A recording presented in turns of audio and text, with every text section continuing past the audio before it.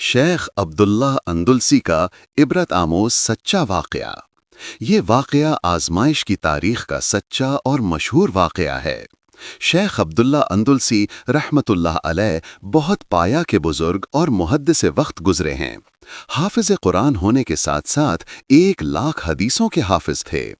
ان کے دم سے مسند درس و ارشاد آباد تھا۔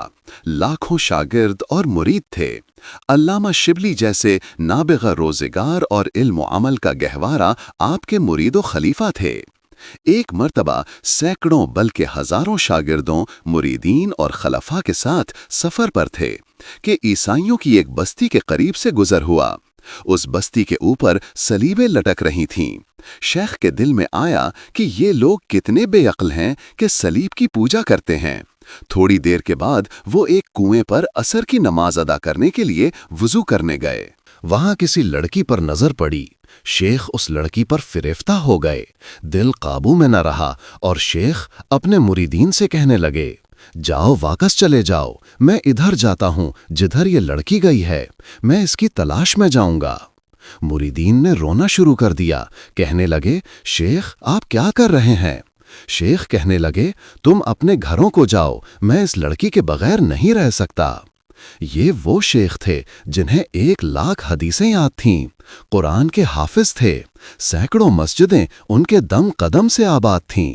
انہوں نے کہا، میرے پلے کچھ نہیں جو میں تمہیں دے سکوں، اب تم چلے جاؤ۔ شیخ ادھر بستی میں چلے گئے۔ کسی سے پوچھا، یہ لڑکی کہاں کی رہنے والی ہے؟ اس نے کہا، یہ یہاں کے نمبردار کی بیٹی ہے۔ اس سے جا کر ملے، کہنے لگے، کیا تم اس لڑکی کا نکاح میرے ساتھ کر سکتے ہو؟ اس نے کہا، یہاں رہو، ہماری خدمت کرو، جب آپس میں موافقت ہو جائے گی تو پھر آپ کا نکاح کر دیں گے۔ انہوں نے کہا، ٹھیک ہے۔ وہ کہنے لگا، آپ کو سوروں کا ریوڑ چرانے والا کام کرنا پڑے گا۔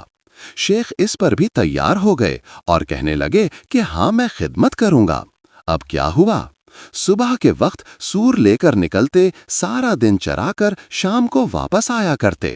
ادھر مریدین جب واپس گئے اور یہ خبر لوگوں تک پہنچی تو کئی لوگ صدمہ سے بے ہوش ہو گئے۔ لوگ حیران تھے کہ اے اللہ، ایسے ایسے لوگوں کے ساتھ بھی تیری بے نیازی کا یہ معاملہ ہو سکتا ہے۔ 1 سال اسی طرح گزر گیا۔ حضرت شبلی رحمت اللہ علیہ سچے مرید تھے، جانتے تھے کہ میرے شیخ صاحب استقامت پر تھے۔ سوچا اس معاملے میں کوئی نہ کوئی حکمت ضرور ہوگی۔ ان کے دل میں بات آئی کہ میں جا کر حالات معلوم کروں۔ چنانچہ اس بستی میں آئے اور لوگوں سے پوچھا کہ میرے شیخ کدھر ہیں؟ کہا، تم فلاں جنگل میں جا کر دیکھو، وہاں سور چرا رہے ہوں گے۔ جب وہاں گئے تو کیا دیکھتے ہیں کہ وہی امامہ، وہی جبہ اور وہی عصا جس کو لے کر وہ جمعہ کا خطبہ دیا کرتے تھے، آج اسی حالت میں سور چرا رہے ہیں۔ شبلی رحمت اللہ قریب گئے اور پوچھا، حضرت آپ تو قرآن کے حافظ تھے، آپ بتائیے کہ کیا قرآن آپ کو یاد ہے؟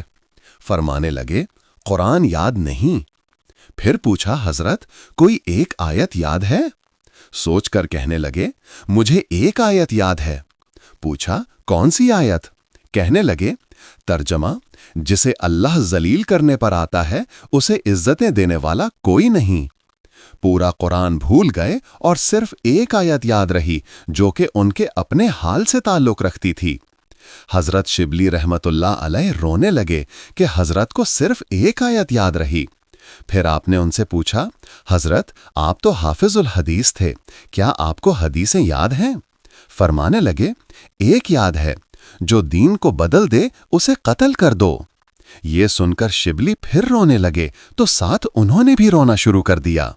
کتابوں میں لکھا ہے کہ شیخ روتے رہے اور روتے ہوئے انہوں نے کہا، اے اللہ، میں آپ سے یہ امید تو نہیں کرتا تھا کہ مجھے اس حال کو پہنچا دیا جائے گا۔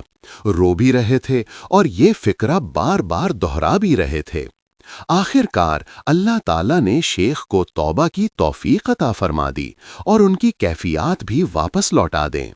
پھر بعد میں شبلی رحمت اللہ نے پوچھا، یہ سارا معاملہ کیسے ہوا؟ فرمایا، میں بستی کے قریب سے گزر رہا تھا، میں نے سلیبیں لٹکی ہوئی دیکھیں تو میرے دل میں خیال آیا کہ یہ کیسے کام عقل بے وقوف لوگ ہیں جو اللہ کے ساتھ کسی کو شریک ٹھہراتے ہیں۔ اللہ تعالیٰ نے میری اس بات کو پسند نہ فرمایا اور میری پکڑ ہو گئی کہ عبداللہ، اگر تم ایمان پر ہو تو کیا یہ تمہاری عقل کی وجہ سے ہے یا میری رحمت کی وجہ سے ہے؟ یہ تمہارا کمال نہیں ہے۔ یہ تو میرا کمال ہے کہ میں نے تمہیں ایمان پر باقی رکھا ہوا ہے۔ پس اللہ تعالیٰ نے ایمان کا وہ معاملہ میرے سینے سے نکال لیا کہ اب دیکھتے ہیں کہ تم اپنی عقل پر کتنا ناز کرتے ہو۔ تم نے یہ الفاظ کیوں استعمال کیے؟ تمہیں یہ کہنا چاہیے تھا کہ اللہ نے انہیں محروم کر دیا ہے۔ تم نے اپنی عقل اور ذہن کی طرف نسبت کیوں کی؟ اللہ اکبر! لہٰذا ہمیں چاہیے کہ ہر خیر و بھلائی اور نیکیوں کی توفیق کو محض اللہ کا عطیہ اور فضل و کرم سمجھ کر اس کا شکر ادا کرنا چاہیے، اور کبھی ذہن کے کسی گوشے میں بھی اس کا گمان و خیال نہیں لانا چاہیے کہ اس میں میرے عقل اور عمل کا کوئی بھی دخل ہے۔ میری اللہ سے دعا ہے کہ اللہ پاک ہم سب کو نیک کام کرنے کی توفیق عطا فرمائے اور ایسے ہر عمل سے محفوظ رکھے جو قبر کے عذاب کا سبب بنتے ہیں۔ آمین ثم آمین۔